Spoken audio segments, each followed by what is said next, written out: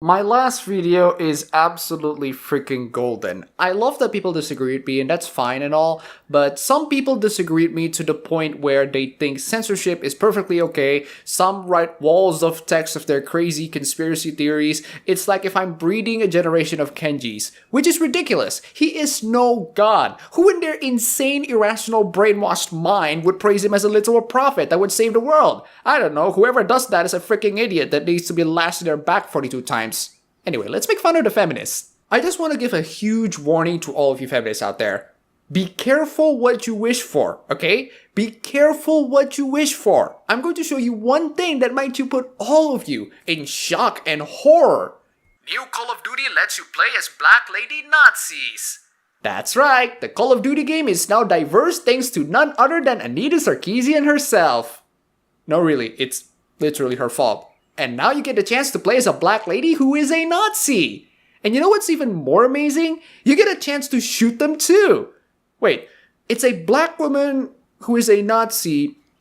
Is it racist to kill a black Nazi or is it not racist? I don't freaking know, you guys. You're the ones who keep begging for this diversity thing to happen. Now that you get diversity, congratulations. Cue Polygon crying about it. No, I'm not kidding. Call of Duty World War II multiplayer lets you fight as anyone. History be damned.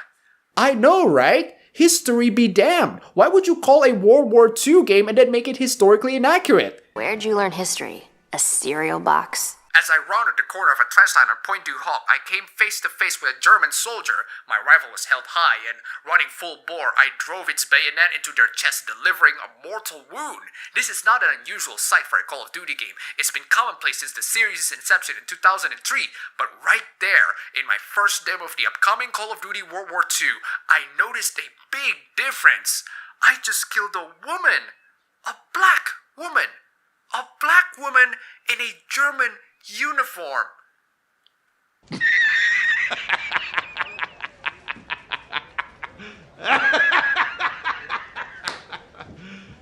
You serious?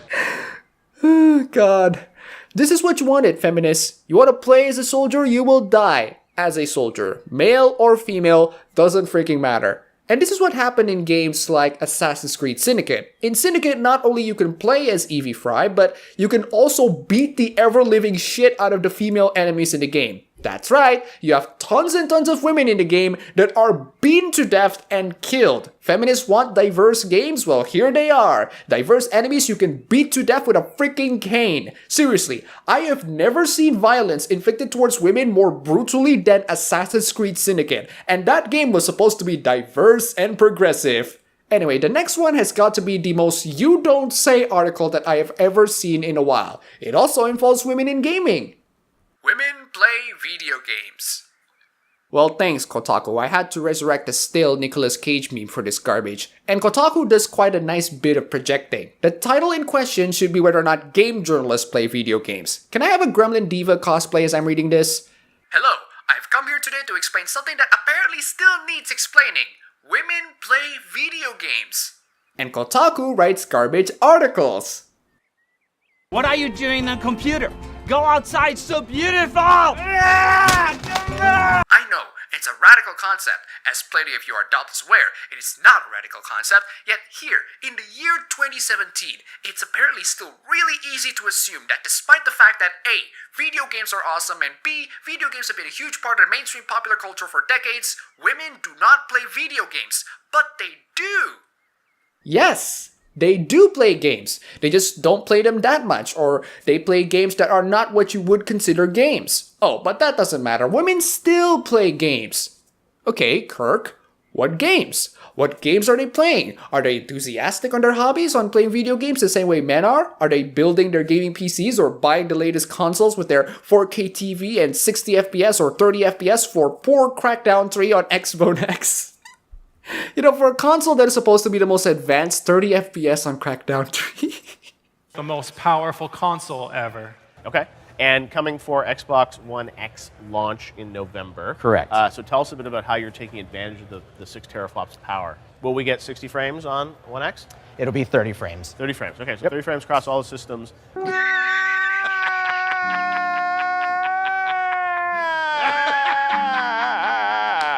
Many of if you're reading this are on the same page. If so, cool, keep doing what you're doing, but you may be surprised how many people still think that women, as a general rule, do not play video games. Ask any women, you know who, again, probably plays video games, and she will likely have a story about someone assuming that she, a woman, does not play video games, despite the fact that she does.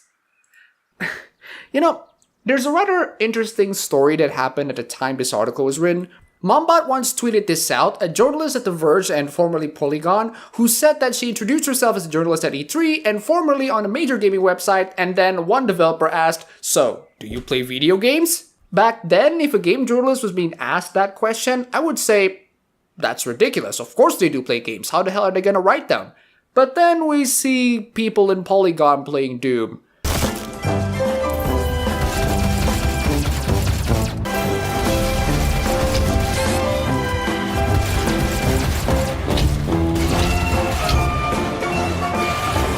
Christ, I can show this game to my dog and he can play better than this guy. For God's sake, at one point they're shooting the freaking health packs. Oh, and let's not forget the fact that game journalists always misrepresent things by saying, OMG, games are this and this and this and that. People are saying so many lies about video games, it's to the point where I even doubt that people like extra credits play the games that they're talking about. If you don't know what I'm talking about, it's in my video last time, link in the description. And like so many other times I talked about this topic in my other videos, not a lot of women identify as a gamer, and not a lot of women play the games that men play. So that's why people are assuming, and this assumption is a lot stronger to be made for the journalists. You might also be surprised that there are a lot of men that don't play video games as well. Basically, every woman I know who works in games or play a lot of games regularly has people assume she doesn't. A quick survey today of several of the women I work alongside at Kotaku confirmed that. Yes, this is a frequent occurrence. In fact, for the women at games conferences like E3, it often gets a lot worse than having someone assuming you don't play games. The basic truth of the matter still bears repeating, however, so I'm going to repeat it now. Women play video games. Linking to the tweet of that women complaining at E3, and also linking to another Kotaku article on the coverage of E3 2013. Pretty freaking old if you ask me. Yes, Kotaku, women play video games, but do game journalists play video games? The kind of things that they say about video games, the misrepresentation, the fake news, it makes me doubt whether or not journalists have ever played these sorts of games. The assumption that I'm talking about is rarely made with the intention of hurting someone's feelings. Like most assumptions, it doesn't require much thought at all, but if you have ever assumed that maybe women don't play video games, take this opportunity to remind yourself that in fact, they do. How many times are you going to hide behind that women identity, Kotaku? Seriously.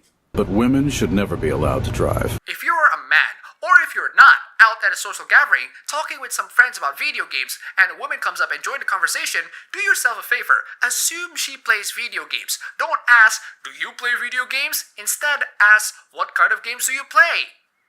Well, I did, and they said they play smartphone games. So I said, well, we're talking about Call of Duty, we're talking about Counter-Strike, we're talking about Overwatch.